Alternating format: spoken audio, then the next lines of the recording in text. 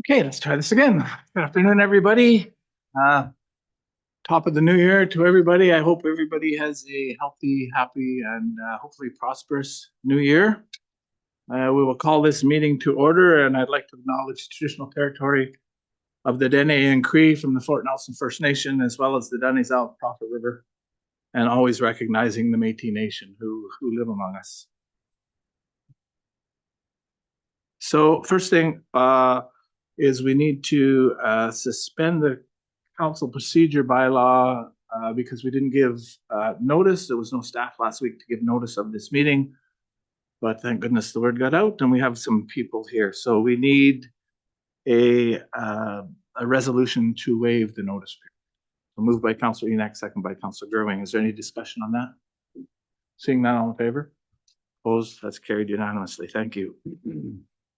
Please be advised that today's meeting is available to the public to attend virtually. It's being streamed and recorded. Could I have adoption of the agenda, please? Moved by Councillor Gerwing, second by Councillor Enoch. All in favor? Opposed? Carried. All right. So new business 3.1 is really the only reason that we called this meeting today. It's not the type of meeting I wanted to start the new year on, but obviously, we had interruptions in service in the hospital over the break, and I know that caused an awful lot of consternation in the community, as well as many of you. And so we're here to find out what we can, come up to speed, and determine what our next steps may be with respect to these interruptions in the future. I know there's been some meetings with the medical staff, the hospital staff, our staff, and Northern Health. So it'll be nice to know where we stand with all of that. So with that, I will turn it over to our CAO. Thanks, Mayor, and we got some Northern Health representation too, so you can correct me if I only know what I know from being exposed to some of the conversations and throughout last week. So there's some history. We're aware of that. On December 16th, there was a potential to have interruption of service that was essentially avoided with some help of obviously the staff of the hospital and the doctors able to participate that day.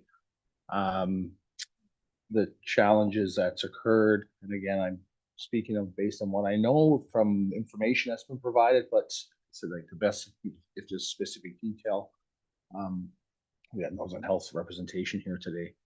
Can you hear me? I'll do this. Sure. So based on the information that we have is there's a staffing shortage up at the hospital, specific to the RNs, which is not new.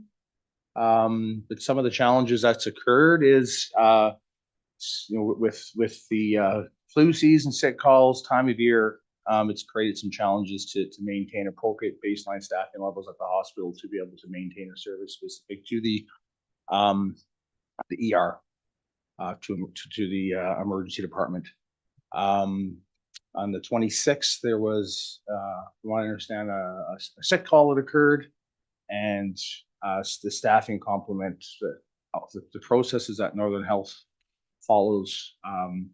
There's a matrix or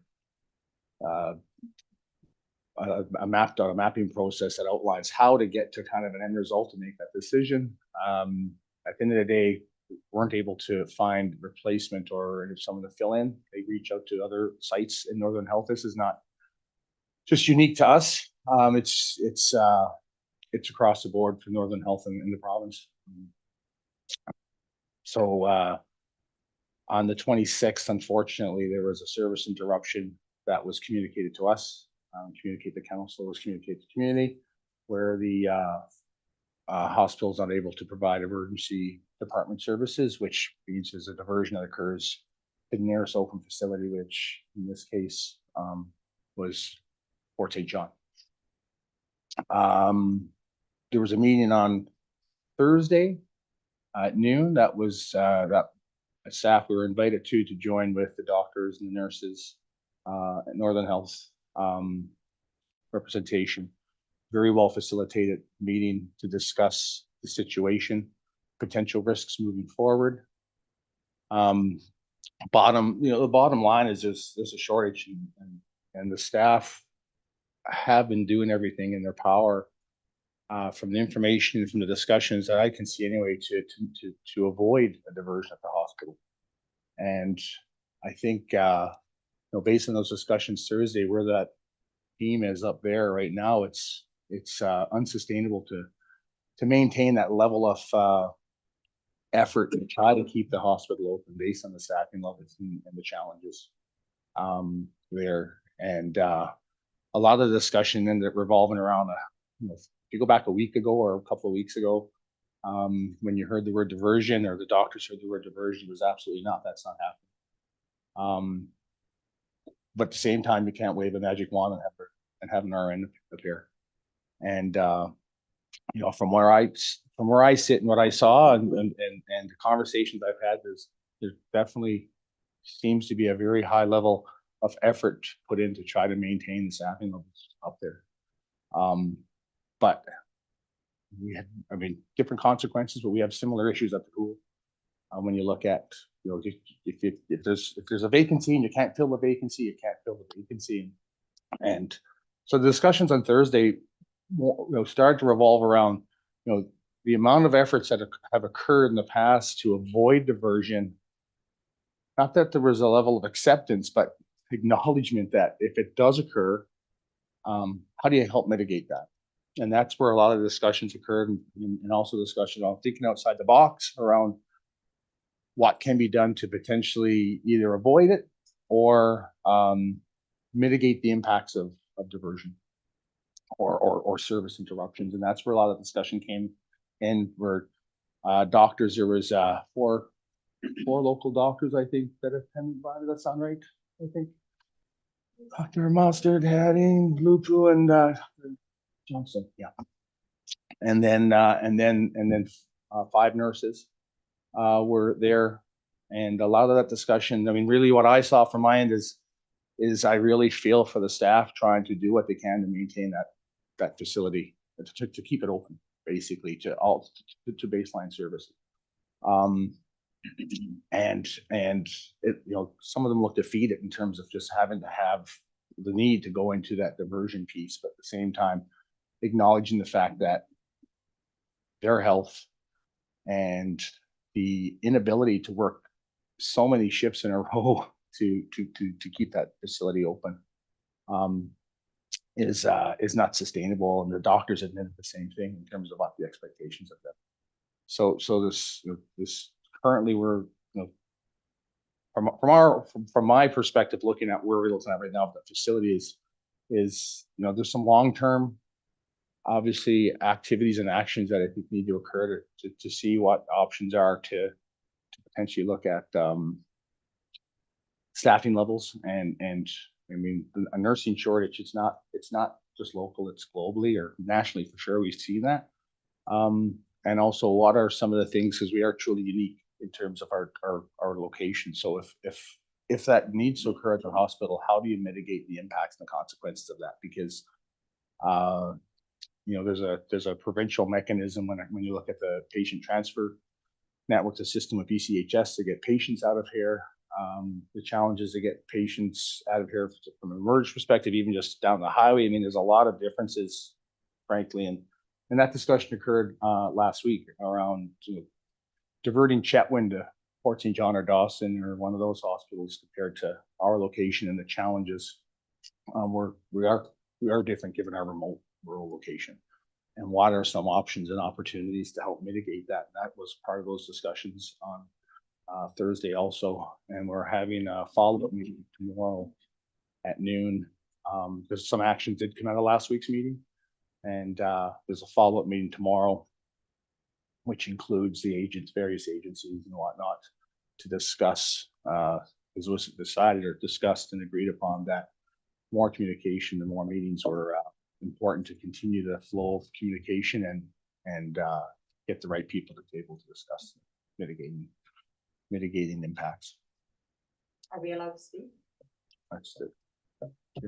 Not at this time. So there'll be an opportunity towards the end for folks to ask any questions and to that you might have. Thanks for that, Scott. I know that we didn't really have enough time to pull together a delegation, but I do see that there are representatives from Northern Health. You point that out. I see Angela Smith is here, who is the Vice President of Nursing and the Interim Vice President of Clinical Services, I think it's right. And yeah, don't want to put you on your spot, but are you prepared to sit up at the table and have a discussion with us? Perfect.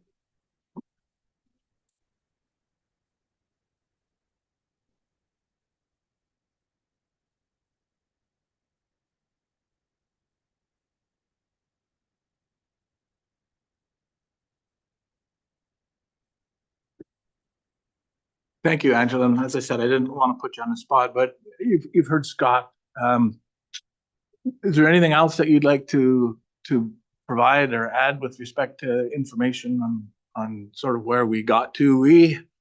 We had a meeting, the three of us, early in December, and the diversion word was not something that well, I guess we spoke about it very casually, and that you were pretty confident that with the planning that you've had going on that it wouldn't be necessary. There was lots of issues around staffing around all of Northern Health in the Northeast particularly, and to some degree here, but they had all the shifts covered. So maybe you can fill us in on sort of what happened in the meantime, because I don't think everybody is fully aware.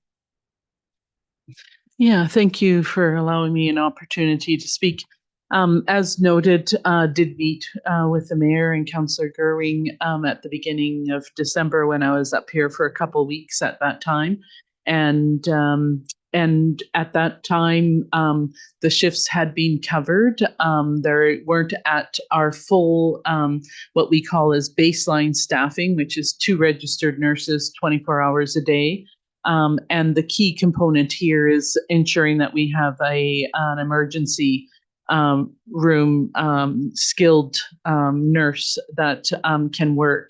And Fort Nelson, like most of our sites at this time, are very precarious in terms of one phone call away from having to make a decision in terms of either a service interruption or a reduction or a full diversion based on what we can do. And so it has been kind of the historical philosophy that we would make every effort not to divert Fort Nelson, as Scott had indicated, because of largely the geographical area or distance in terms of having to go to the next closest community, and the impact on the community to take BC ambulance resources out of community for a minimum of 9 hours if we're not able to fly them out.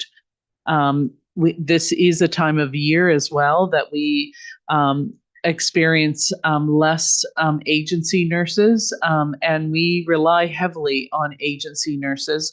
And they are important to sustaining a lot of rural communities while we continue to work to fill our vacancies.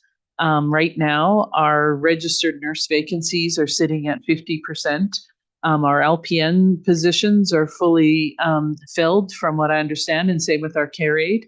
So we have got at least 2 hires that are coming, but it takes time for them to come. But it is a very concerning situation for all of us. And so it is when these situations happen. In the past, we have typically been able to find and scramble and be able to continue the service. But in this one case in particular, on December 26th, we were not able to find a registered nurse to come up. And subsequently, we have 2 nurses up here from Fort St. John that are supporting over the Christmas period. But the one nurse from Fort St. John has to go back in 3 days because of the shortage that Fort St. John is experiencing at this time as well. But it has really helped us over the new year, for sure. Excuse me.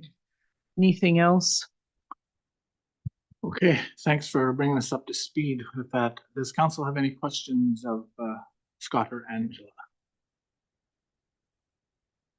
I have one, I guess, from Scott. When you and I spoke about the meeting that happened on Thursday, when there was 5 nurses there and 4 doctors, yourself, some staff from Northern Health, it almost sounded like me, and you correct me if I'm wrong, but this is the impression that our nurses needed a break. That we really had hit a wall with respect to the amount of time that they had all put in. And so when there was an illness on the staff, on the scheduled staff, there just wasn't any willingness for anybody to take up that shift, or was it not willingness, or was it just unavailable? There just was nobody there to do it. I'm not sure of the actual details because I know a lot of them from again, from the outside looking in and listening to discussions. I'm not sure specifically in terms of how things played out that particular day. I just, from the discussions that occurred generally, is that the staff and the nurses in particular here, need that support and need that.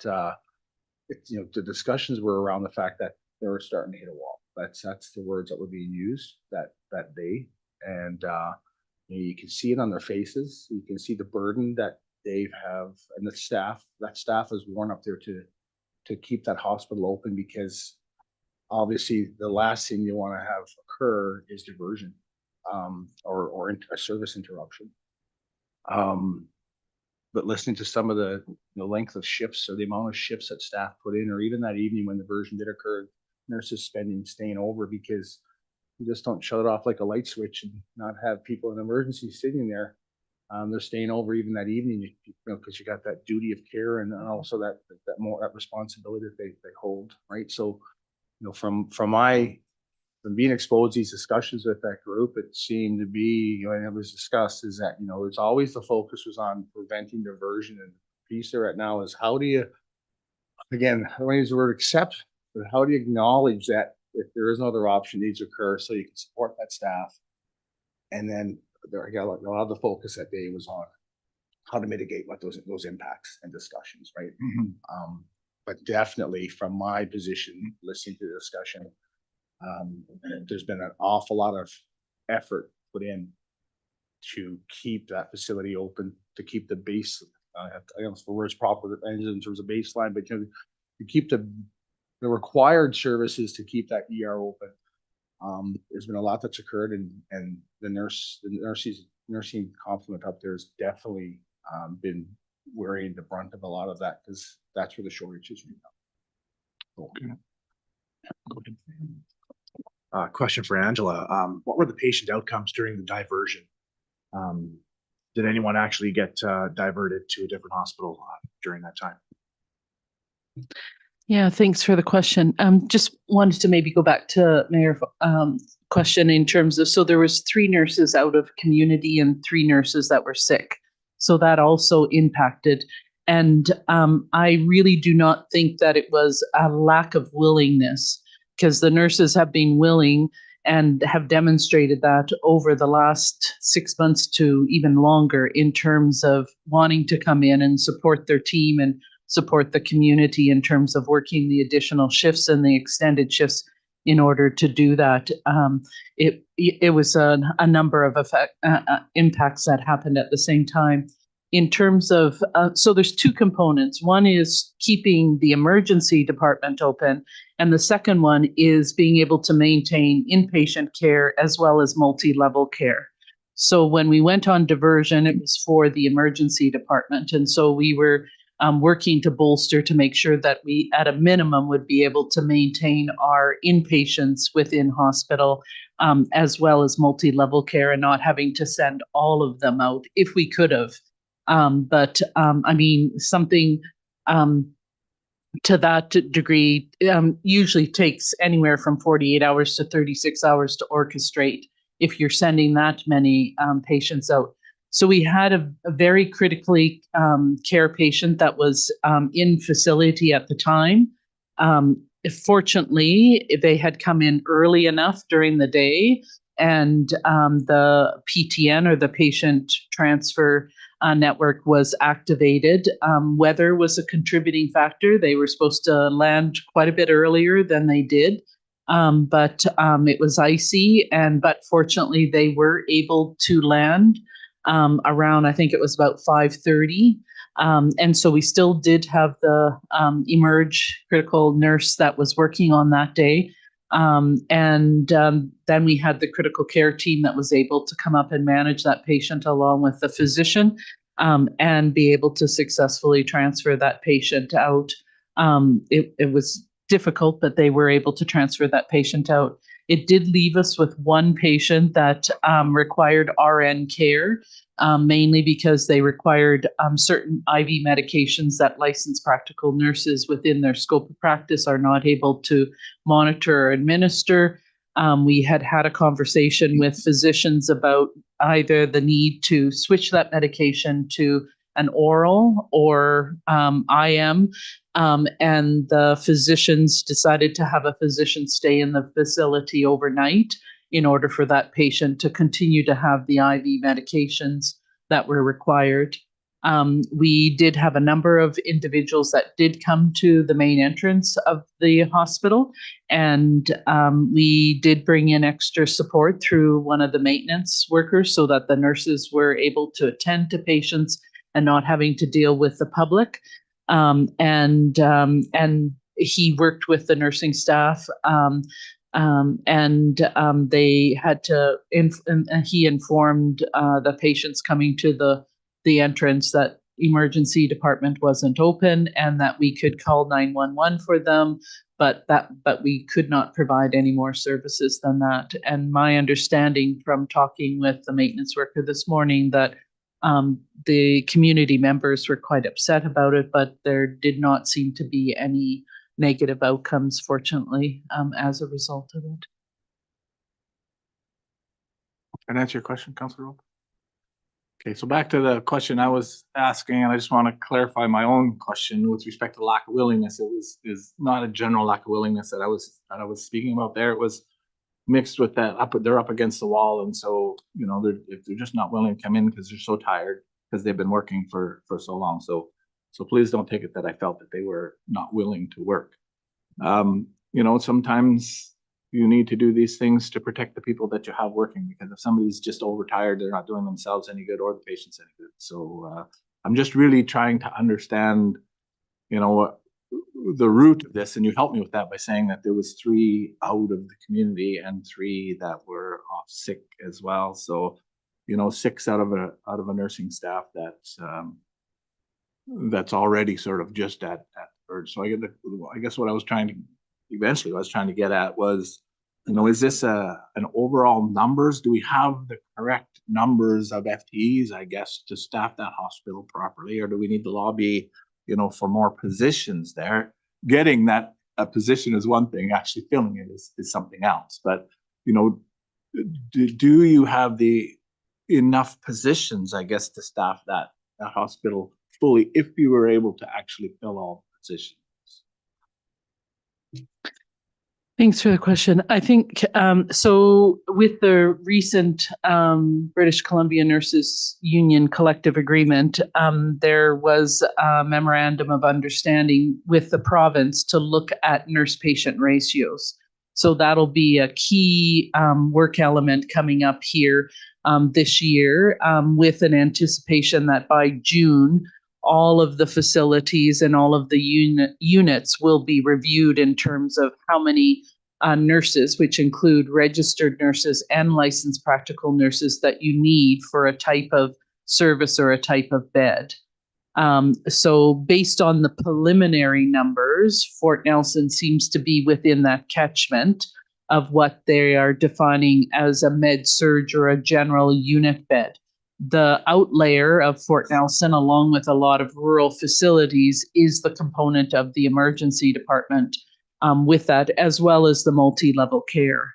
And so that is what we're looking at. In the interim, we are looking at trying to look at increasing some of the resources within the facility, whether they are BCNU has sent a letter to Northern Health about some ideas in terms of increasing the support services so that they're not having to change over beds in the emergency department at the same time of seeing patients. And so we are looking at that. We are looking at increasing the nurse unit clerk supports as well, and working through that process. And then also some additional either care aid or nursing supports, recognizing that this comprehensive process is underway and will be happening in the next 6 months. So to relieve the burden on the nurses, that's something you can do now. You don't need to wait for this report or this study to be done. You're saying that that's something you're looking at trying to do now. I cannot say that we can do that now, mainly because the key factor that we need is emergency trained nurses. And even with the agency nurses that we are able to hire, a lot of them now are either new graduates or they are med-surg nurses, which then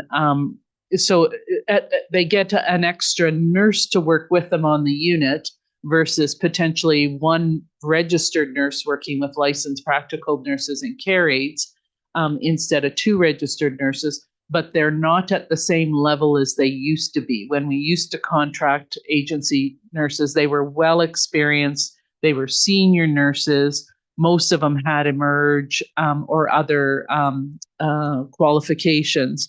And that is not the case, which is also becoming very onerous on our current nurses in terms of always having to pick up that work because of the nurses. So but if I said, if we filled all of our positions right now at being at the 50%, we would be in a tremendous situation.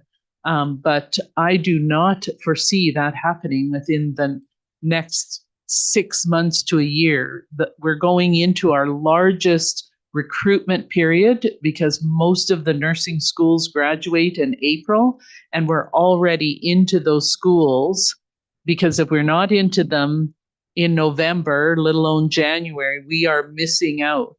And I hear repeatedly, I just heard one from one of the nursing instructors in the Northeast nursing program about one of her students who came to Fort Nelson and had a fabulous experience by coming here. And that is one of our ways that we use, is placing nursing students so that they'll come back to Fort Nelson and they'll work. So I don't have the solution in the next 6 to 12 months. We continue to work on it though.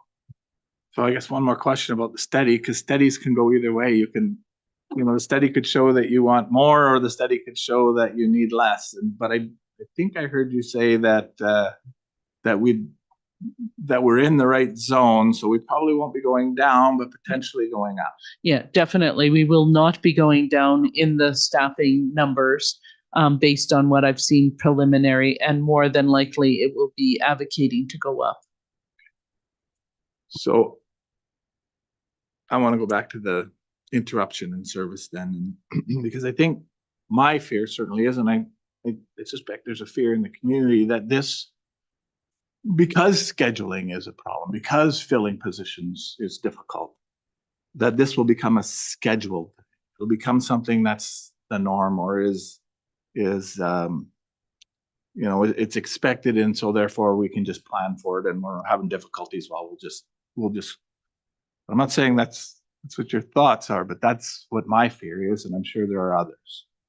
What can you tell us about what's going on at Northern Health, and with respect to this not becoming? I mean, it's the first one, right? It's the first one, and everybody's got their hackles up. Everybody's nervous and concerned and scared. We just don't want it to become a routine thing. So how can you satisfy our minds that won't happen? It's a big one. So playing on my experience in Chetwynd, who had sporadic diversions, it was very unsettling for the public in terms of not knowing when they were on diversion and when they were on diversion. We moved to a point where we did do planned diversions. so that the public had a good perspective in terms of, being more cautious and not, driving their ATVs or doing those types of things, and knowing when they needed to go that extra distance or for sure when they needed to call 911. But then behind the scene, there continued, even though we had a planned diversion, they continued to work, and the majority of those planned diversions have fortunately been canceled. This is some of the conversation with the community in terms of, and it's the same that we're having with the physicians, so that the physicians are aware of when do we have those most vulnerable periods of time in terms of our scheduling and our staffing. I wish I could reassure you that this won't happen again. Based on the current staffing and the efforts that we're making, I can't promise that. All I can do is say that we report these. I sit at meetings with the Ministry of Health. The ministry is aware of when communities are going or potentially to go on diversion. I sit at the Northern Health table in terms of what do we need to do to mitigate diversions, as well as we have a very robust Northeast, and that's where we get the largest benefit in terms of helping to support each other through our connections, Fort St. John being able to come up and assisting, or Dawson Creek, and having others aware of what the situations are and if they can free up staff. So like Scott had mentioned, we do have a checklist for diversions that if we find ourselves in that situation, that we work through it in terms of when we notify BC Ambulance, when we give them advance notice, notifying the RCMP, and it works down a schedule with the district, with the First Nations communities within those areas to make them aware of it. But we continue to work in terms of with all of the agencies. Northern Health now has created an agency deployment office instead of, Connie or Annette spending half their day looking at contracts and stuff. The Northern Health now provides that support, and they see what the needs are. They send them out to be the contracts to be signed, make the arrangements for them to come. So that reduces quite a bit of that workload in regards to that. We're working to build what's called Go Health BC. It's it was a Northern Health travel tool, and because of the success, the province now has picked that up, and it's a provincial travel nurse pool, and they get the added benefits by being a health authority employee and all the other benefits that come with it versus an agency. Because what we've heard from the agency is the salary now is quite comparable. BC is the highest paid nurses in all of Canada. And the agencies are locked into a provincial contract with BC. And because we have the highest paid nurses, there's a very small margin now between what an agency nurse makes and what our nurses make. And so we're using that as an opportunity to try to recruit those agency nurses, saying, you're only making $3 more. I'm not sure if that's it. Why not come work for us? Because you get all your benefits paid, you get a pension plan, you get all of those types of things. And we have been successful in that. And so in some of our hires, and we're populating more and more nurses onto that travel resource pool that we are positioning so that we can get Fort Nelson, they're onboarding communities as they have enough resources within Northern Health and across the province. And so the next intake of communities is scheduled for around February or March. And we are positioning Fort Nelson to be on the top of that list. That being said, because of the priorities over New Year's, the one nurse that's up here from Fort St. John is a Go Health BC nurse.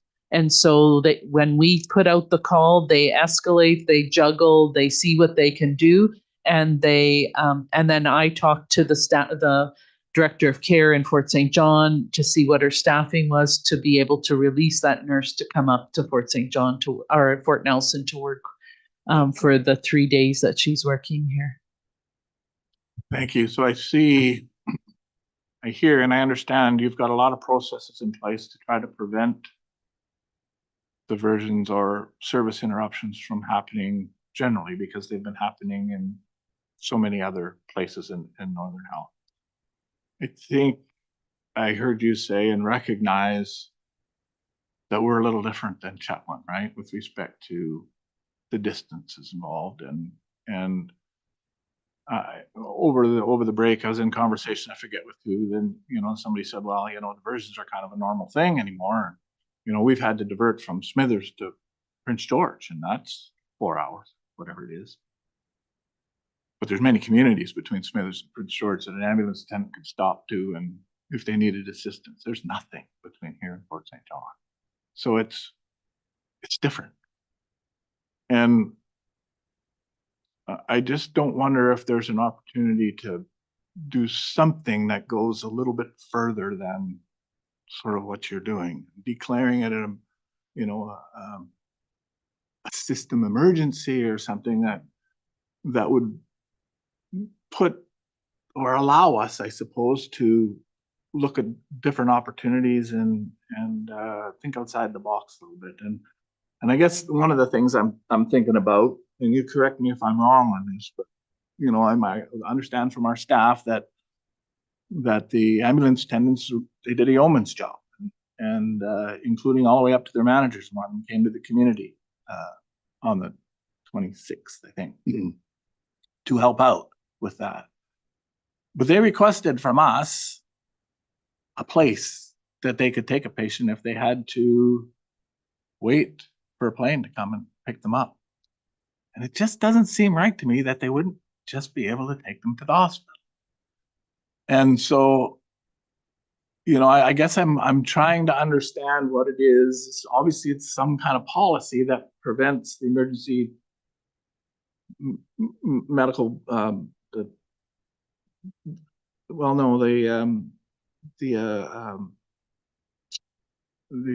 ambulance attendants from going to the hospital, even when there's a diversion, to at least hold somebody. And maybe it takes an act of parliament or whatever to change those policies and look at those policies so that and maybe more than just that. That's the one that jumped in my mind and my memory over what I'd heard over the break.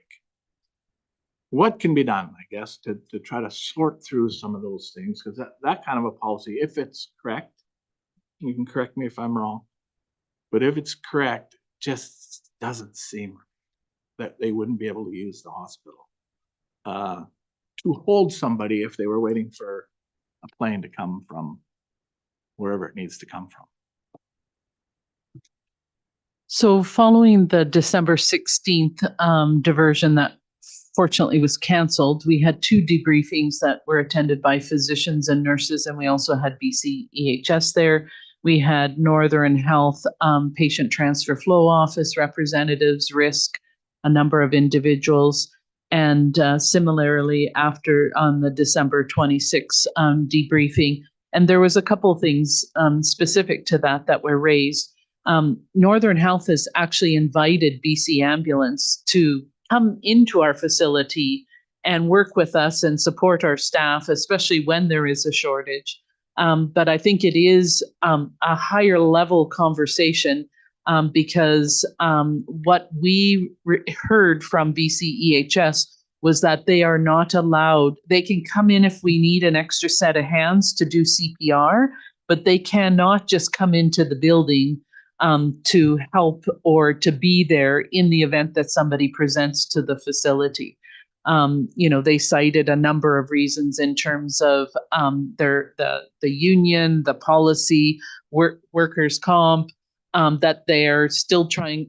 We did a pilot out of Smithers, I don't know, it must be at least 2 years ago, and it worked very well. And we showcased having that support and having them within the facility, but it's got caught up in the larger systems politics in regards to that.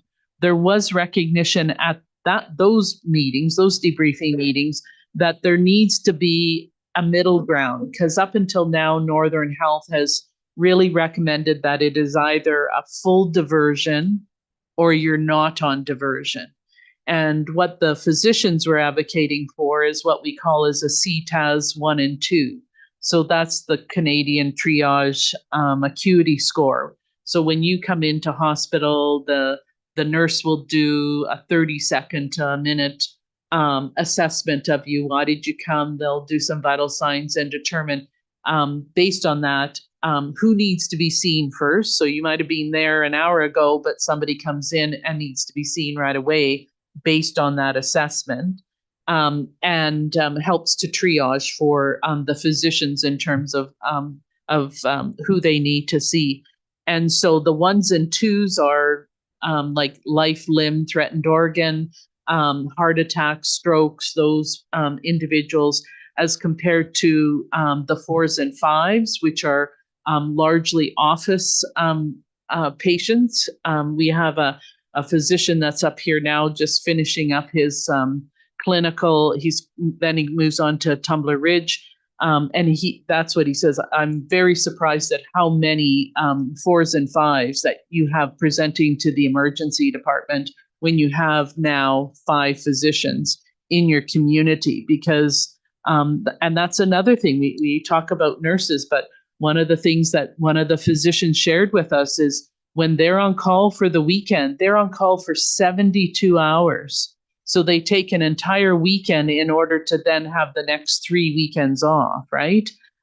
We do have the support of what's called Rudy, which is a remote urgent physician. So one night, usually Saturday night during the weekend, the nurses, but you still need a nurse who assesses the patient, connects up with the virtual, and there's a virtual emerge doc at the end of that line that can then assess the patient and supported by the nurse. There was some talk about, can we do that with a nurse? Can we have a virtual emergency room nurse at the other end of the line? But you still have to have somebody that's feeling comfortable, that's on site, that's willing to do that. So yes, we talked about BC Ambulance, and a lot of it was the early notice, like we did on the 26th, and they had a paramedic, an advanced skills paramedic that was able to come up and be in the community during the night in the event that we did have a CTAS 1 or 2 that came in, and they brought up enough staff for an additional car as well.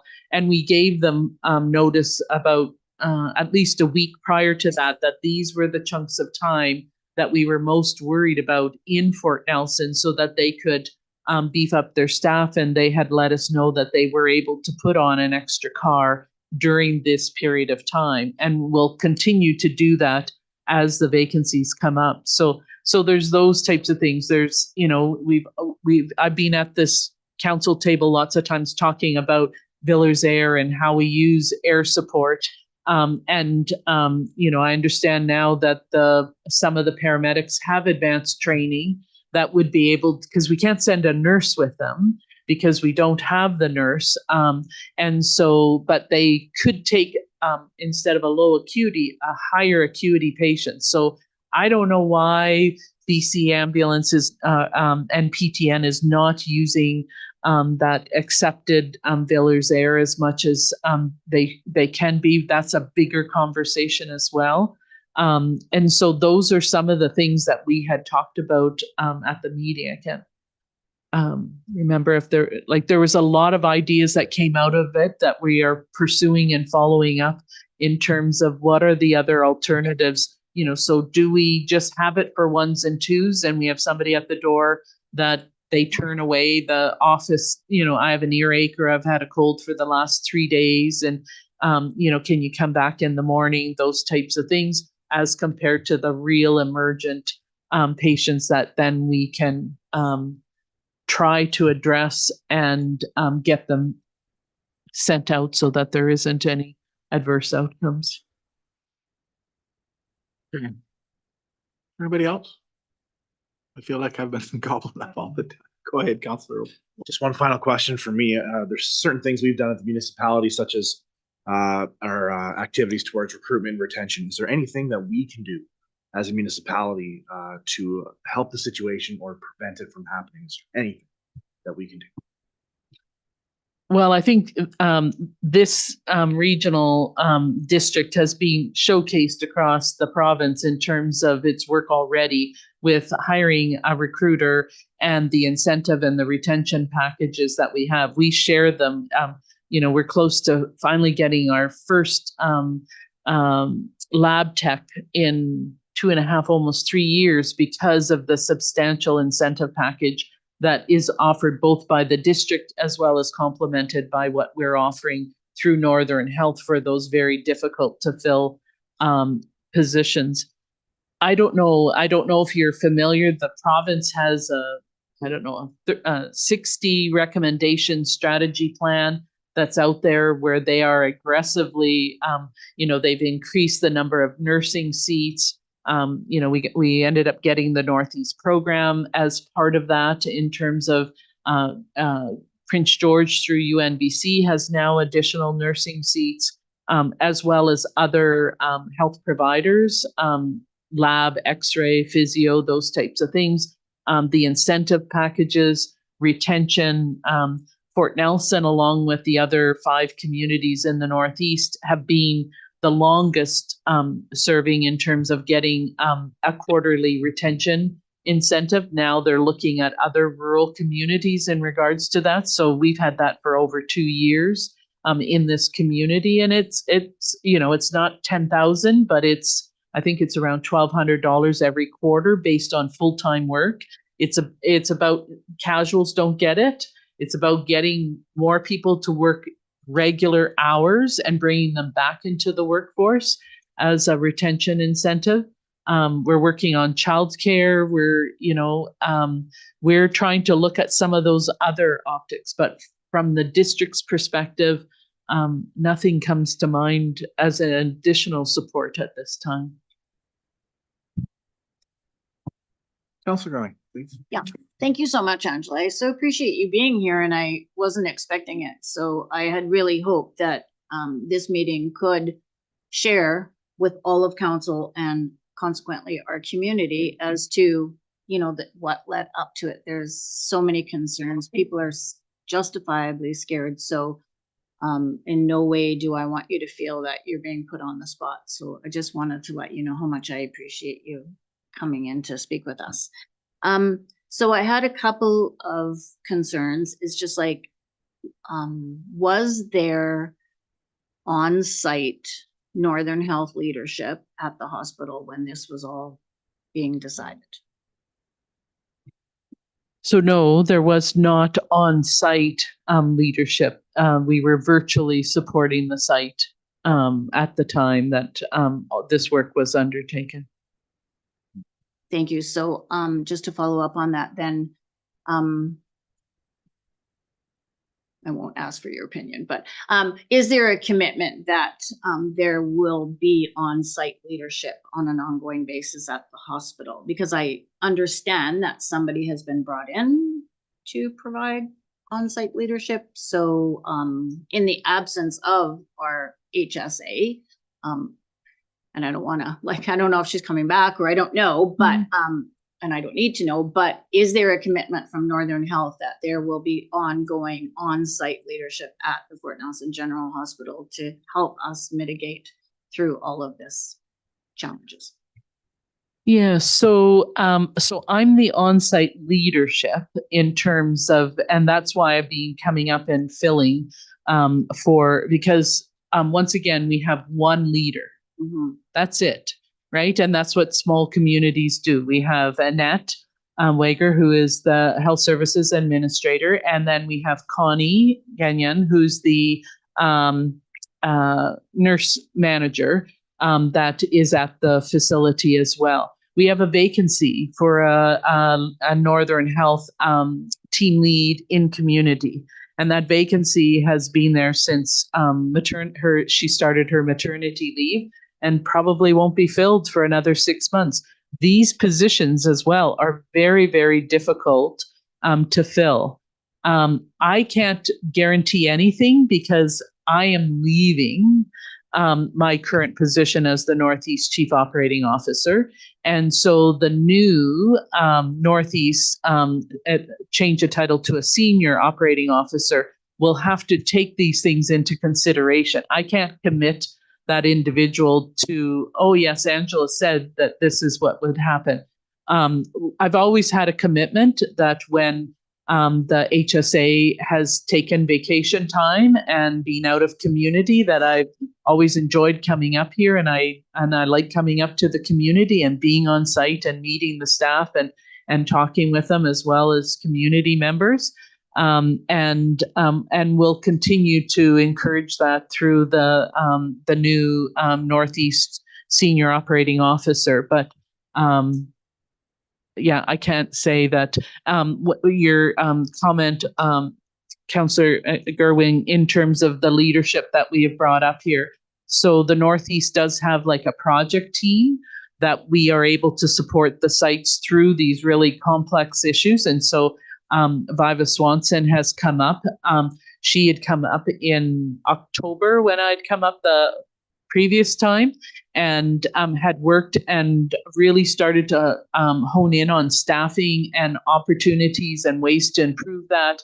And it seemed to kind of is settled. And I think that made us a little bit too comfortable in terms of we got onboarded more agency nurses, we streamlined it, but then we didn't have a lot of vacation during that period of time, right? Around October, November, until we then came into December. And so we'll continue to have that resource available. She's been up here.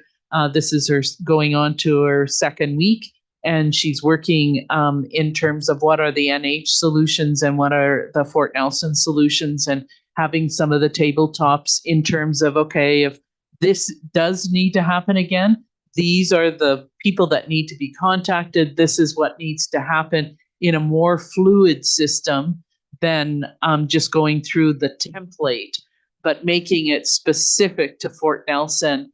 And, because some of it was, oh, we need to call the RCMP, those types of things. Now they will be built into the Fort Nelson specific template if this is to happen again.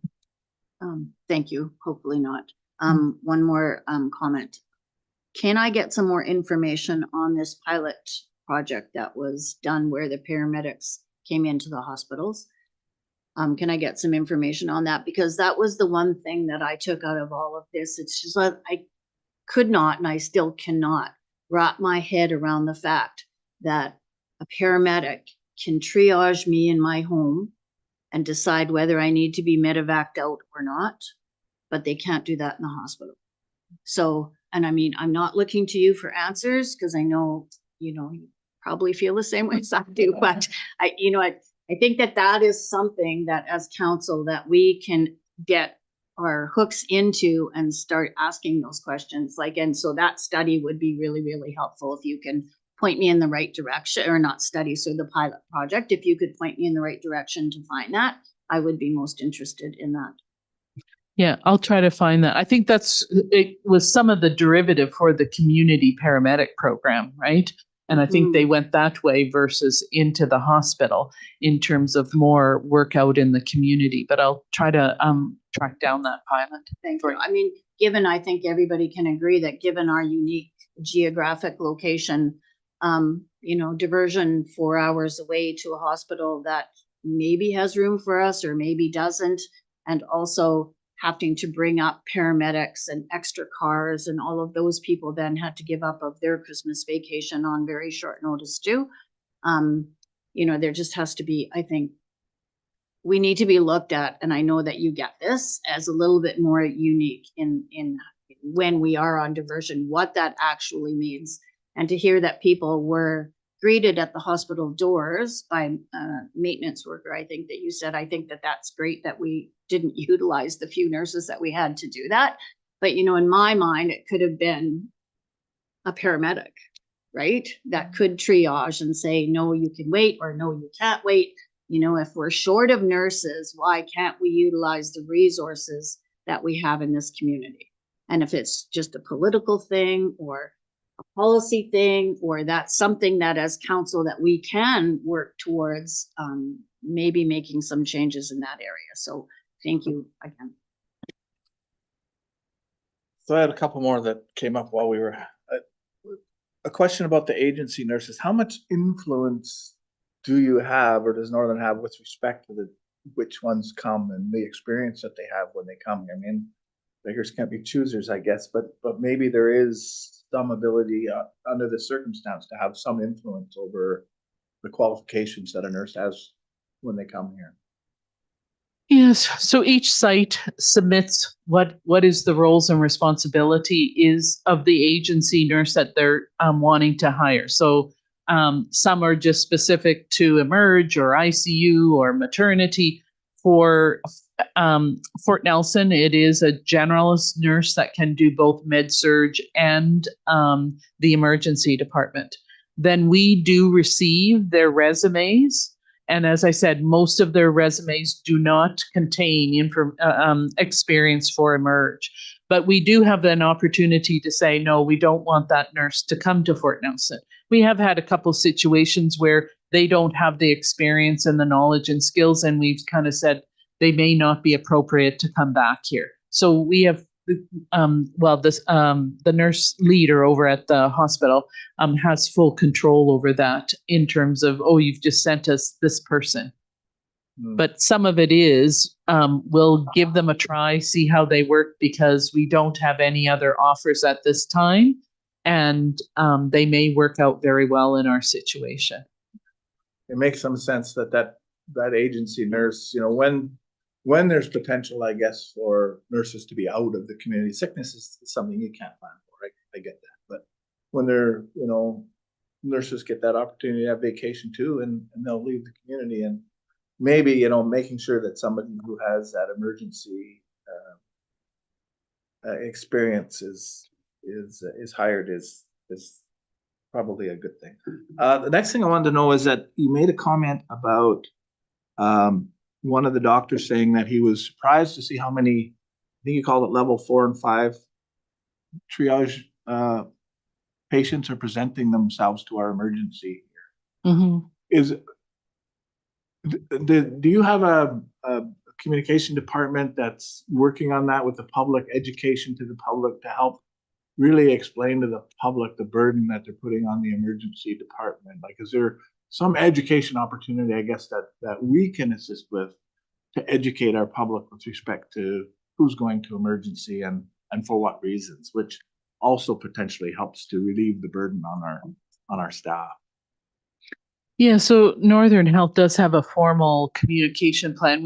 We've done it a couple times in Fort Nelson, because you have to be careful that you don't have it out there all the time and then people don't read the signs or but it is about it, and it lists the appropriate use of the emergency department. And I know that my understanding, just with talking, there's that kind of in this community about how do you buffer the physicians. So maybe you don't come after 8 or 10:30 at night or those types of things, because they've got clinic the next day. And so it is that balance between, when people truly need to come to the emergency department, then they should come to the emergency department and be seen. But, and we know that there's other situations in terms of, you know, I worked the last 4 shifts in camp and I've got home and my child isn't well, but there's a lot of patients that are coming into the emergency department because they say they can't get an appointment the next day or the same day with their physician. And depending on what their ailment is, waiting for 48 hours is not out of the norm in a lot of communities. And it's just what Fort Nelson has got used to, because the physicians here have been very diligent in terms of getting patients in as quickly as they can. But then if they're not able to get in that like within a day or 2 days, then they're like, oh, well, I better go to the emergency department. And so it's a fine balance, but it is important, like you said, in terms of the impact on both the nursing staff who are managing the patients that are in the hospital, as well as emergency, and the physicians and their breaks and their time as well. Okay, are there any other questions? I have more of a observation. What a very complex situation we have here. And I really do appreciate you attending the meeting kind of on the spur of the moment. And what I'd like to know is we're meeting, there's several meetings going on with the NRM, the hospital, the nurses, this meeting.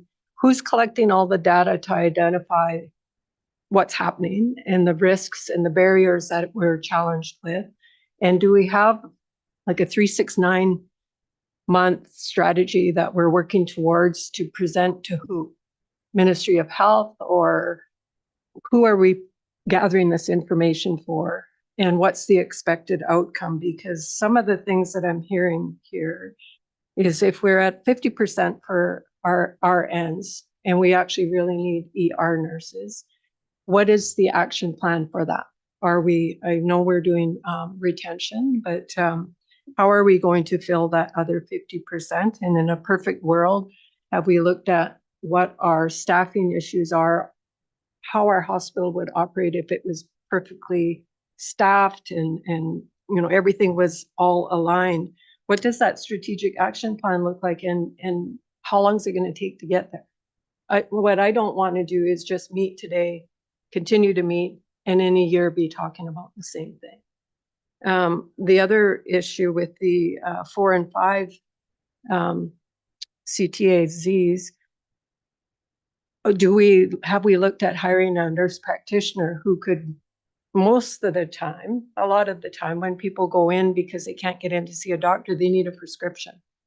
So if they need a prescription, a nurse practitioner could do that, or could our pharmacist do that? So are we looking at these options of different ways to service the needs of our community, and building that into the strategic action plan?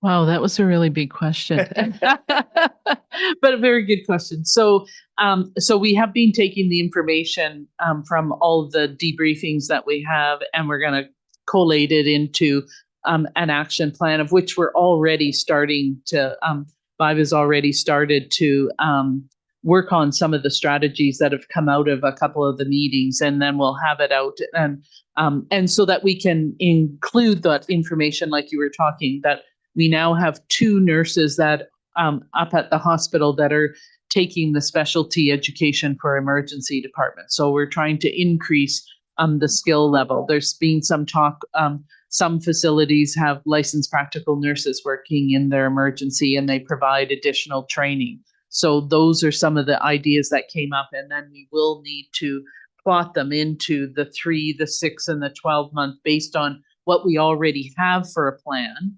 And where do these new ideas come forward in terms of how do they fit in terms of having enough resources to do it, having enough staff to release 1 or 2 at the same time, which is very challenging there as well. And then the meeting tomorrow afternoon is bringing more of the stakeholders together, from my understanding, in terms of BC Ambulance, and having more of those conversations about why can't they come into the building, or do we set up a tent outside of the building where they can do some of the triage, or what are the interim solutions we can make while we're trying to influence. And most of the planning that we're doing here on the local level is feeding into Northern Health. And then from there, Northern Health would be providing that to the ministry to say, this is what's happening in Fort Nelson. This is why we need to do something different. And these are some of the local solutions. And are there some other ministry solutions that we can do? Like over this period of time, Northern Health got approved for activating the provincial emergency registry. So there was 142 nurses on the list. And I think we had 2 that agreed to come and work in Smithers. And it was for where in Northern Health. These are key areas. Fort Nelson was part of that. And but Christmas is always a bad time of the year. But you know, so we're extenuating as many of those initiatives that we can. But it is, part of that plan that we're unfolding. Thank you. Are you willing to take a question or two from the public? I'm not sure if questions are aimed at you or not, but likely they are. I don't have any answers. All right, we're willing to take a couple of questions from the audience. Go ahead. Thanks, Rob. You're welcome, man. I'll be quick and dirty here, okay? When you identify a problem, we need to come up with an answer. And I've sat here and listened to the problem for a whole hour, and I haven't heard anything except a promise of maybe, 3 to 6 to 12 months, we could be back in the same boat. I'm wondering have we lifted the vaccination requirement for BC? Okay, I want to know that. I want to know, where does Adrian Dick stand on this? I want to know blackout time for holidays. When I worked for Jimmy, we couldn't take holidays at Christmas time. And he got a pretty strong union. And we were not allowed. There were certain blackout times. And if you were key personnel, they would allow one to go. And if you had 6 weeks of holidays, you could only take 2 at Christmas time. Things like that. I'm wondering, is there a federal provincial college of nurses that the girls that are trained, or the men, the people are trained in Ontario, they come to BC, they have to write the BC College of Nurses exam. No, you can just come and work. Go ahead. There's a reciprocal process between the provinces. We write and have for my 35-year career one single Canadian exam, but they have to apply for registration in individual provinces, even though they meet the national criterion, and follow the procedures for each of those provinces. So basically, it's quite a process. It is still a process. So maybe it's time that we as a province started lobbying with Alberta and Saskatchewan and everybody else, with the federal government, to get rid of this ridiculous thing that says if you're trained in Saskatchewan, don't know anything about the colds in BC. I think that is a solution on a whole. I'm wondering, student loans. Do we forgive student loans for people coming up? At one time here, as most people here know, I'm quite a long-term person here. The school board used to give a forgiveness of student loan if you came to Fort Nelson for a certain length of time. Plus, we also had teeth bridges for them to live in until, they surpassed and got figured out that problem. I know way back in the day, we had a nurse's residence. I don't know if we still do or not, and I don't know what it's like, and I don't know, if it is conducive to kind of a nice place to go stay. Maybe we have to look at that. Maybe we have to look at something of maybe assisting some of the people that might like to go out, not only offering forgiveness of their student loans, but our granddaughter is going to, she's going to Prince George right now. She had to rent a place last May. She paid rent from May till September to secure a place that she could afford. And she's right downtown. But, so maybe we've got to start looking at helping out. And our other granddaughter went to Toronto and became a dental hygienist. And the dentist she worked for helped her go. He said, you got to work for me for 5 years and I'll help you. And you got to sign these contracts. So that's what she did. So that, maybe we need to look at some answers instead of just talking about what's happened.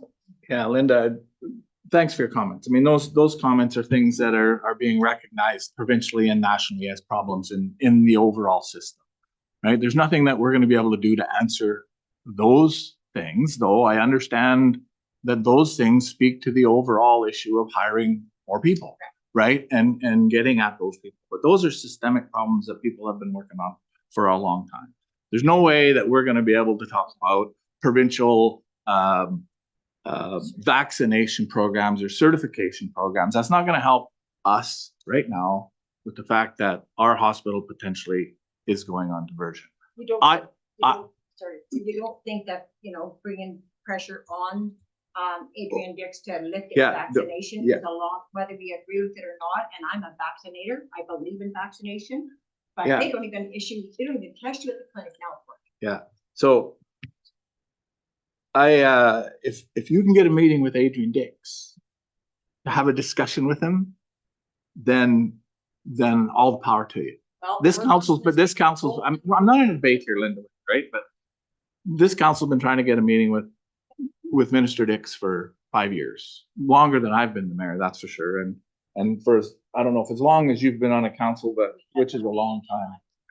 One time in all the time that Councillor Gerwing's been here and Councillor Roper as well. And so it's very difficult to get a meeting with the minister to deal with these bigger issues that we all want to deal with. Our biggest issues right now are becoming the CT scanner and now this to me has propped up and I will accept what Angela has said and what our staff have said that potentially this has been a perfect storm over, against us to put the diversion at this hospital at the forefront. And I think if you don't have 6 nurses off the schedule, then 3 out of, I think that's what I heard you say, three that were 6 and 3 that were out of the community, it's probably much less likely and as likely to happen. And as Scott has said, that all of the staff have been doing an amazing job at keeping us away from service interruptions so far. All the things you said, I personally agree with and have plans to speak to those people when I can get an opportunity to speak to those people. But when if we are going to get a meeting with Agent Dix, I'm not going to spend my time talking to him about vaccination, although that's very strong on everybody's mind. If I get half an hour with them, I'm talking to them about the CT scanner and about these other issues that we're trying to move forward, because I think they're higher on our priority list than the much bigger issue that this government is, has decided they're going to stick with, and that's the vaccination issue or any of the other things that you talked about are attraction and retention. And as you've heard Angela said, we're already recognized for the amount of work that we've been doing as a municipality and a regional district around attraction and retention, but we can always do better. And so the ideas that you have are good, and I think they have been thought of over the last years. It's just what can you do with the amount? We had endless amounts of dough. We could have all doctors in here, but we don't have endless amounts of dough. And in this municipality, the economy is shrinking tighter and tighter on itself. And so you've got to prioritize the cash and the resources that you have on the priorities, I guess, that we set. So all of the things you said are correct, and I agree with you. And I think are long-term answers. We're trying to deal with short-term answers. I just have one question. One more comment, then I'll ask if anybody else. I'm just wondering whether or not with the lifting of the vaccination in the other provinces, have they noticed an increase in retaining nursing staff or anything? Does anybody know? I can't answer that Okay, question. thank you. No. Go ahead. Two things. One on the MLA front, he continues to advocate, for Fort Nelson and will continue to do so. I suspect he will be writing a letter, but if there's anything else, that he can do, please don't forget about him. And everybody in this room should probably be sending him an email. Just as a, yeah, and go from there. On a more personal level, I have a question. If I have a heart attack and if I phone 911, paramedics come and get me, what happens next? Go bring it to the hospital right now. Like when we're on diversion? Or when we're or- on diversion. When we're on diversion, I had a heart attack on the 16th or whatever it was. The ambulance came, the ambulance picks me up. What's next? What do? They just bypass the hospital altogether, just head to Fort St. John or Dawson Creek or? Scott? If your lights on, if your lights on, I thought you were going to answer. I have my light on so we can cue the mic. Oh, all right. That's right. So That's that- right. I'm sorry. You're that's absolutely right. Angela, could you answer that question? So BC Ambulance also has a physician that supports the ambulances out in community. And so when Fort Nelson emerges on diversion, right now it's on full diversion. which means that you would not be coming to the Fort Nelson Hospital. They would be talking to the physician about, can they hotshot a plane up here? Or are they starting the road ambulance or road ambulance till they can get a chopper? That's that pre-hospital care that would have to be the decision by the BC ambulance. Was understanding that. But now we talk about Villers there, who's here, who's made accommodations to his plane, this and that, and whatever. And you may not be able to answer this because that's part of the BC ambulance umbrella, but was he notified of the diversion? Was there any process or any conversations with him? Of course, you know, being here already equipped, already, you know, ready to set up, go to Dawson, go to Fort St. John. It's gonna save you 4 hours right off the get-go, because you don't have to wait for anybody to come here, you know, if we're unable to go just by our own ambulance. Does that make sense? I don't know if they were notified. That is BC ambulance. Once we notify them, because it's BC ambulance that then uses them and contracts them for patient transportation. So I don't know if BC ambulance did that. So we've been doing an awful lot of work with the ministry and EHS and Villers and what can happen there. And Councillor Gerwing is much more up to speed with that because of the health portfolio. So she's got a few comments on that. Great, thanks. So Villers Air isn't approved for anything other than low acuity transfer. So if it was a heart attack, They couldn't take it they anymore. couldn't take it. Yeah, exactly. But I don't want anybody to leave this meeting to think that Northern Health or the NRM is not doing anything. Like, I understand totally that this meeting was an information sharing meeting. So we were talking about everything that went wrong, and hopefully generating some ideas about what we can address, right? So there is so much work being done. Like Angela says, like, we are known throughout the province for the work that has been done by this council and past councils too. And that will continue. Like, we have a huge amount of staff resources committed to that. We have a really nice renovated nursing, what do you call them? Residents. Thank you, residents. We also have several houses throughout the community that healthcare professionals can access. And we used to have an apartment. I don't know if we still have that apartment or whether that went by the wayside when we bought the newest one, or when it was donated from Fort Nelson Flotation. So there is so much work being done. And if you want any further information on that, so I won't waste everybody's time, is like, feel free to connect with me or staff, mayor. Like, there's lots out there that we can share. But that said, I think that there is more work we can do politically. And so I'm so grateful to see everybody here today, because then that just lends validity to the work that we're doing and that we will do in the future to advocate for a made in Fort Nelson or a made in Northern Rockies solution to what is happening, because we are different from everywhere else. Okay, I forgot your name. I'm sorry. Tammy? I had a point here. It's very short-sighted of us to sit here and go, oh, 4 hours to Fort St. John. Fort Nelson is a hub. There's Fort Liard, there's Prophet, there's Toad, there's Muncho. All of these places rely on Fort Nelson. If there's an accident on the highway, especially in the winter, like, all of these places rely on Fort Nelson for all of their emergencies. And the day that this diversion happened, I saw it on Facebook at noon. I heard you say something about you guys had meetings about it a week before, and none of that information about the possibility of a diversion on the 26th, and none of that information trickled down until the day of. And I think that's horribly uninsightful.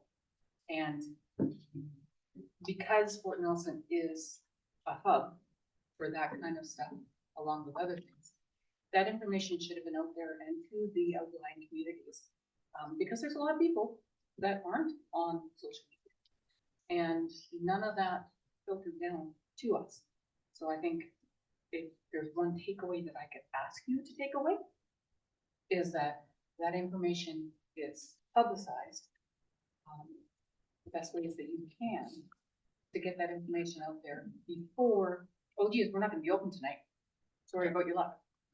Okay, Tammy, communication plan. Can you speak to the communication plan? That happens or should happen?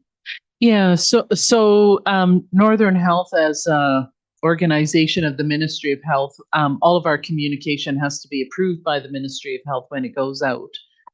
There are targeted audiences that you don't see the general diversion notices, like when Fort St. John maternity goes on diversion, because we know the patients, because we see them, you know, all the way through their pregnancy, and we can inform them when there is a planned or an unexpected diversion that's happening.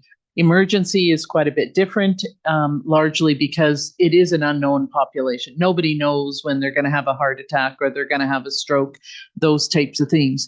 And so it is that balance between, you know, hearing from the community. And in the past, we would only notify the community when we were putting on the notice for going on diversion, because in the past, we've had people who said, oh, I've heard that, you know, Fort Nelson's going on diversion. And then we actually do find a staff member and they're driving somebody all the way down to Fort St. John because they didn't hear that that planned diversion was no longer being planned. And so it is that balance between how far in advance do we notify the community, and when do we notify them, like you said, just in time, or because if they do need to actually come to the emergency department, they should be calling 911, and they will determine how then to get them to the next site. Whether they're in Toad River, this was brought up by BC Ambulance, right? In terms of what do our car needs if we get a call from Toad River. So BC Ambulance was part of those conversations in the planning the week in terms of if this ends up happening, and then it looked favorable until we had the short notice call.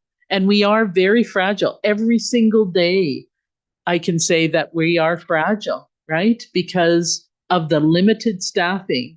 And we have the fortunate that we have a very dedicated staff here, both physicians and nursing and all of the support staff, to try to keep our services going. But so we are trying to balance in terms of the public's expectations, in terms of if they truly need emergency, they call 911 and the BC Ambulance will triage them and determine where is the best site that they need to go to. If somebody was to have a catastrophic failure and die on the steps of the hospital because they couldn't be admitted, and there was a maintenance man standing there going, you can't come in, where's the burden of liability?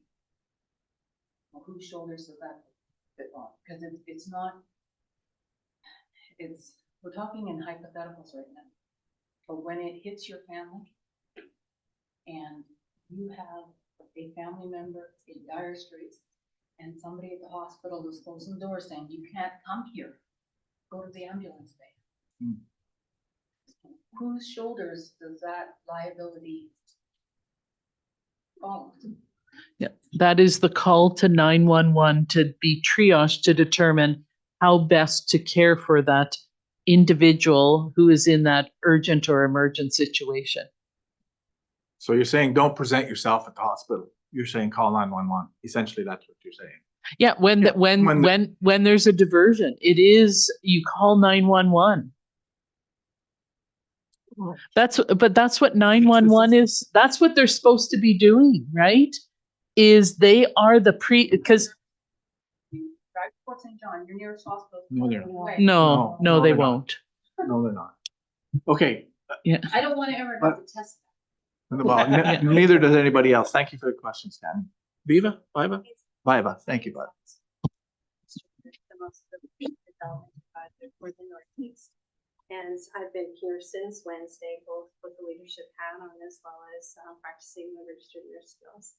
I think some of the examples, Tammy, that you brought up, as well as I think it's Kim from the MLA office, are the perfect example is what is being bearing the burden of the staff, yourselves as counselors and as our Northern Rockies, our physicians, and I think Scott can attest to that, is probably the biggest thing that was spoken last week, and again, we'll come to the table tomorrow when we're talking about tabletop exercises, is what do we do in the meantime when the larger system obstacles and barriers exist that we know take time to be resolved? What do we do when the docs and the nursing staff have historically bent over backwards as contortionists to keep the doors open because it's their family as well as their kids, their grandparents, their aunts and uncles, their best friends. And the hardest thing they can do is this all or nothing. And a lot of the discussion we had last week, Case Scott, was about where can we find the middle ground, because people have hyperextended themselves and fret even when they're so tired or feeling so ill. The thought of their partner being alone in the building in case that multiple casualty MBA comes to the door and they feel too ill to go, and trying to protect themselves and their family, and also being a mom and a wife and a husband and otherwise. And I think that part of what I can bring to the table, in addition to my project management skills, as well as, you know, starting IVs and doing vital signs while I'm up here, is recognizing the degree of moral distress that they're in. And they've gotten to the point that this is the first time that they've even contemplated diversion as a possibility, because they've done everything to keep the doors open, but recognizing at the sacrifice of their own personal health and their collective health. And so part of this and the solutions we've talked about is improved communication plans internally, externally, and education to the public, because the public also plays a role. It's really tough when you've bent over backwards and somebody's mad at you because you can't move them fast enough in the holding area. So, you know, kindness can go a long way. On one hand, they know they're appreciated, but on the other hand, they feel guilty because they wanted to have Christmas and leave town, even though they knew that there was ships to fill. So it's a very precarious place, both in a physical, logical, and emotional level, because they are contemplating those scenarios that you have raised. And so it is looking at how do we preserve the individuals that we have here now and keep them longer, and also build what you have already established as an incredible, wonderful reputation. I know the nursing student that came up here and just was so grateful to be here, where she learned so many things. And I can speak in my own nursing experience in the last week, being able to do things I haven't done for very many years because I've been sitting in an office. So I thank you for that opportunity. What we're hoping for tomorrow was to get more granular in the what can we do now, because there is a bit of a ebb and flow, because our vacancy rates in certain lines replicate over time. So we are getting ahead of that curve by coming up with solutions, such as myself coming up borrowing a home health nurse from another facility. And in the case of this last couple of weeks, we weren't able to get another RN or an LPN, but the agencies offered us extra carries for the next month. We just took them. We're using them for 12-hour shifts because being able to provide more supportive care at the bedside does alleviate some of the time and focus of those registered nurses and the LPNs to do that scope of practice that's outside of the healthcare aid. So we're trying to be extremely creative. I think everybody is on the same page. Nobody wants the doors to close, but it only happened because out of absolute necessity, and everybody is and recognizing that every individual that works in that site is a Northern Health employee and is Northern Health. And so we have to take special care in terms of the kindness and I appreciate your question is what can we do as a council in a municipality, or I'm probably using the wrong nomenclature, I apologize. Okay. But I'm hoping that we can take that as an open invitation tomorrow when we do some of this throwing spaghetti at the wall and see what can stick ideas, because one of the roles I've played in my Northern Health Northeast experience for the last 35 years is trying to think really big, because I think anything is possible. And so maybe there is an opportunity to fill that middle ground between what is logistically not possible because of existing policies and procedures, but how can we apply that same scope in a more creative way?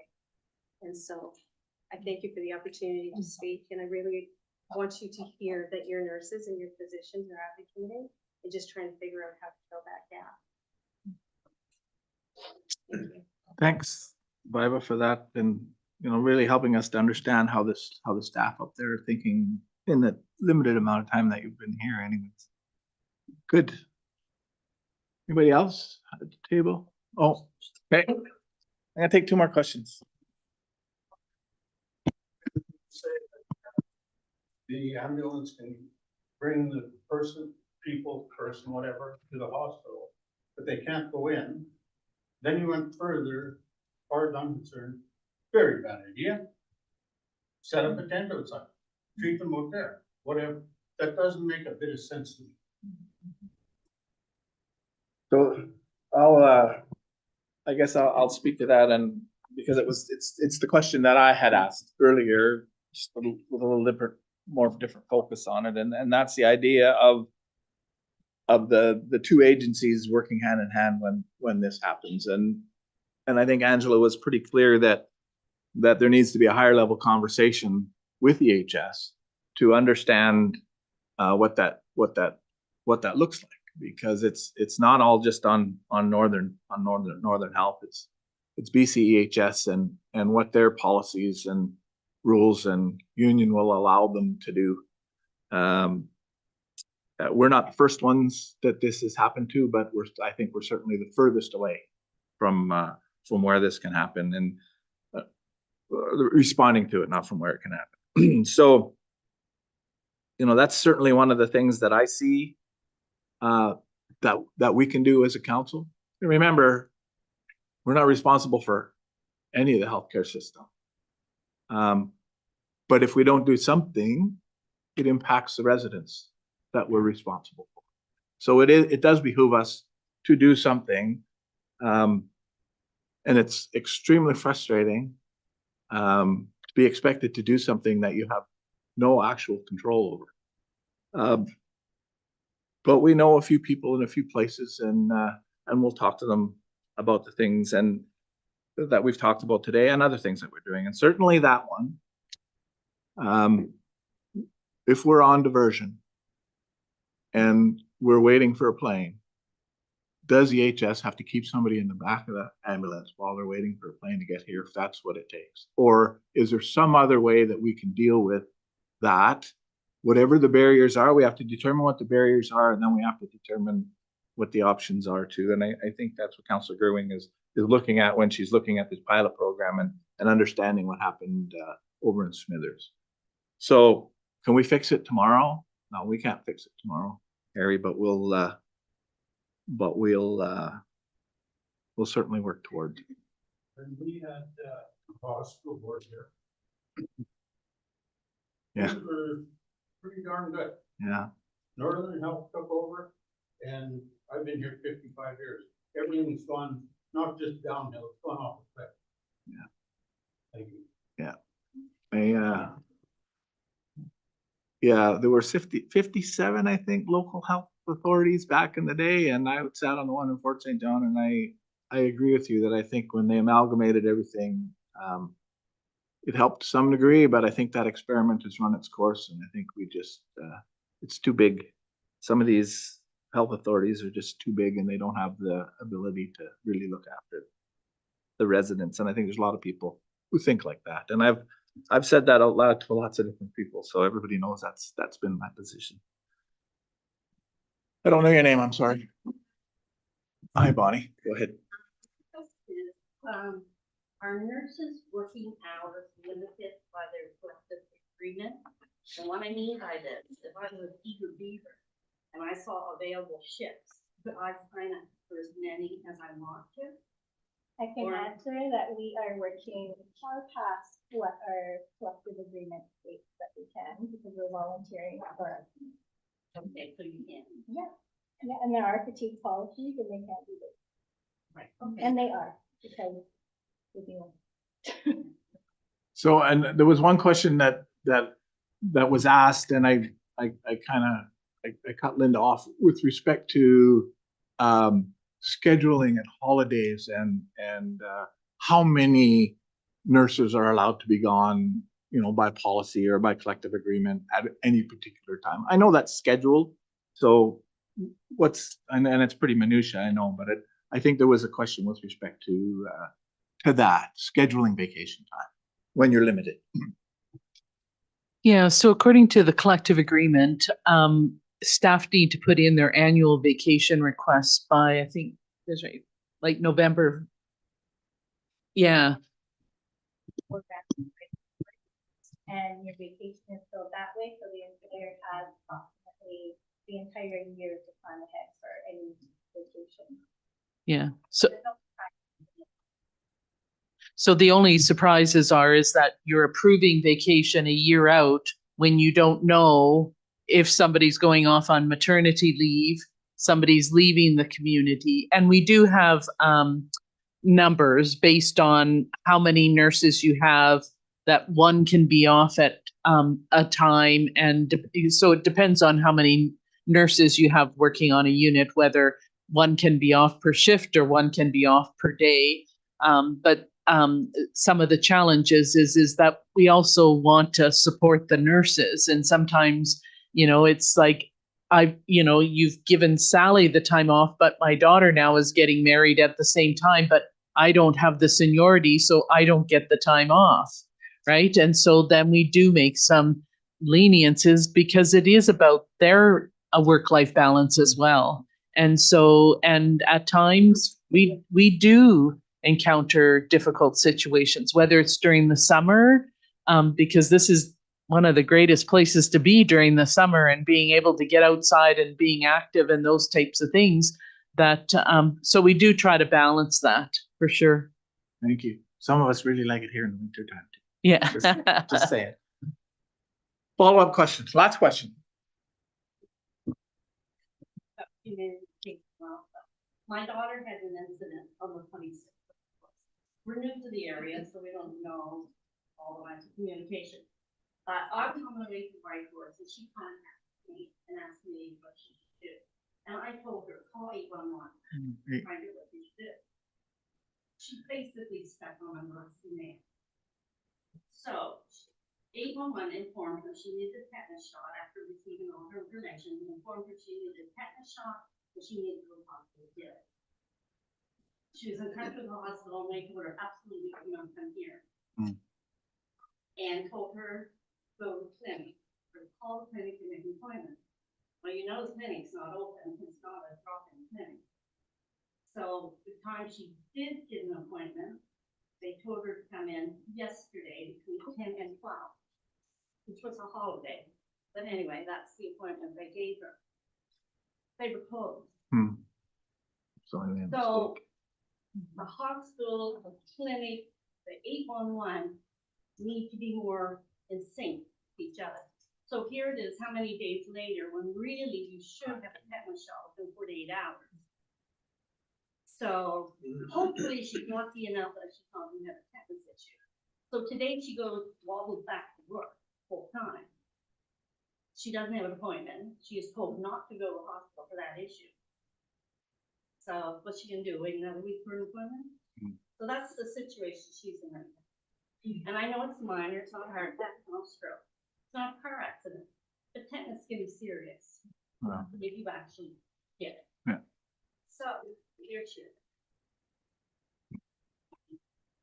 Yeah, so I can't speak to 811, but my one question is, did they give her a time frame? So if Emerge was on diversion on the 26th, then to try to get in to see her physician on the 27th, and because of the 2-hour or the 48-hour time frame, then that does increase the urgency in terms of her doing that. So if she could routinely get into her doctor's on the 27th, then that would have been the ideal situation. If she wasn't able to get in to see her physician the 48 hours, then that would have been, so she could have come in on the 27th to the emergency department because the recommendation from 811. A bad experience in the communication with the hospital. And they really made her feel not tolerant. Oh, yeah. Unfortunately, that happened. Okay. So she's sitting here saying, Mom, I'm not calling them again. Mom." Yeah. Not do that. And like, she's in her mid-20s, it isn't like she's a little teenager or anything, like, she's an adult. So for her to feel that way, and she's not a person to be intimidated either. Mm. So something was said that drastically avoid the hospital. I'm sorry to hear And they that. also Yeah. told her that they couldn't give it, that she had to commit. Hmm. So, I mean, that sounds like a particular service issue that, Yeah. but I'm sure if there's a complaint, Angela will deal with it and whatever the complaint process is to deal with that. And unfortunately, it fell on that day. Yeah. too. Yeah. Which we wouldn't have weird. The public. All right. Staff, I guess now we're at that point of where to from here. So I've heard some things I think that, that we can do. Certainly we can work with RMLA and, talk to him about, some of the issues that we have, and he can use his channels. Certainly I think we need to schedule a meeting with, BCEHS to talk about the barriers that they have with respect to when we are on diversion. You know, what sorts of plans do they have, and whether there's an opportunity to try to work over this issue of not being able to work in the hospital when there's nobody in the emergency department. I certainly would like to know about the Fort Nelson Hospital Action Plan from the new senior operating officer, I think. And do you have an idea when that person might be hired? Probably within the next week. Okay, so there's somebody that we would like to get to know fairly quickly, and we'll try to set up the same sort of meetings that we've been doing with you, because I suspect you're gonna be too busy to come and meet with us. So that'll be the new senior operating officer, and there's maybe a little bit of lobbying we need to do with that person to certainly give them our perspective with respect to the way the hospital is working. We probably should think about what a higher level lobbying effort might look like.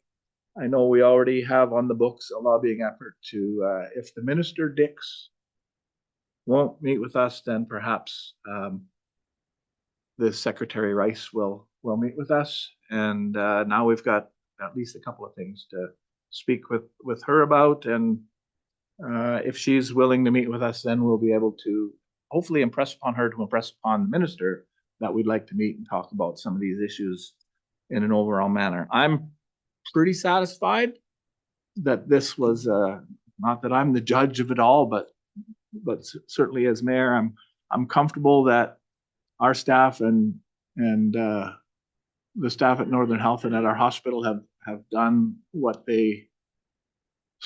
reasonable and maybe more, under the circumstances that gave rise to all of this over the last couple of weeks. I think the meeting that you had with the docs and the nurses last week, Thursday, I think, and bringing Viva here to help facilitate that, certainly a good move. And another meeting tomorrow, what I'm hearing, will help to go to some degree to how, if we're going to do this, these are our ideas locally from the professional.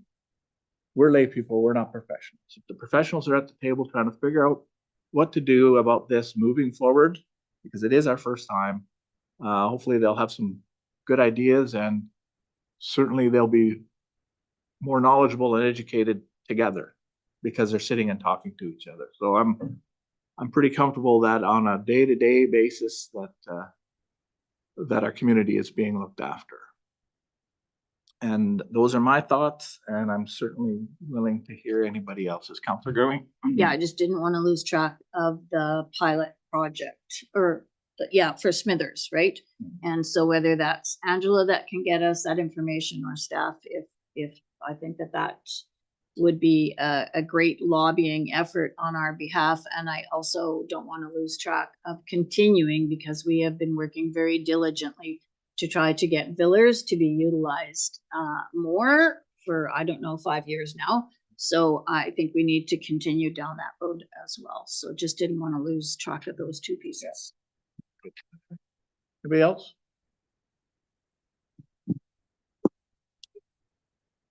better, or what can we do to know when meetings are happening? This, which kind of meetings are you talking about, Linda? Yeah, this norm, yeah. There's no communication, and it's not just a newspaper. Nobody read that either. Yeah, our staff are working diligently to, you know, to put the communication plan out there, or communications in general out there. Right now, it's our website. Really, it's a website that has when our meetings are and what are on the agendas, and then the minutes from those. So and there's a Facebook post as well from the NRM. And then I've put a notice of motion to council for us to look at our next council meeting on determining whether a community newsletter, and I know that the Chamber of Commerce is also working in that on that line, whether there's an opportunity for us to put a community newsletter together that can be published both online and in hard copy, and we can get it around the community in different places. And I suspect it would just make a whole lot of sense that on that would be a calendar with meeting notices on that calendar. So those are some of the things that we're doing to try to get the information out about when our meetings are. This is actually more of a staff thing. Thank you for letting me speak for a second, but just, if people aren't aware, you can also sign up to get automatic emails from the municipality when meetings happen. So it comes to your email that says there's this meeting with this topic. So it's just one more means. Thank you. Oh, is that what happens to people, elders, especially that don't have internet or don't know how to use a computer? Yeah, that's why, well, if we get the newsletter out, there'll be a hard copy as well, because we recognize that there are people out there who are not skilled, I guess. Thank you very much. Thank you. Yeah. School districts for that, nobody's got to avoid as another method of communication. Yeah. And it's there's- gone now, so people check it out. Yeah, we have a notice board out here by the library, don't we? Or out somewhere. No? Well, I thought we did have a notice board. So, yeah, okay. Okay, there is no reason to move into a closed meeting. That's on the agenda because if there was something that was going to be talked about of a nature that was personnel related or contract related, then there was opportunity for us on the agenda to move into a closed meeting, but I don't see the need for that at all today. So adjournment is in order. Have a motion, please. Moved by Councillor Souls, second by Councillor Goodwin. All in favor? Opposed? That's carried. We are adjourned.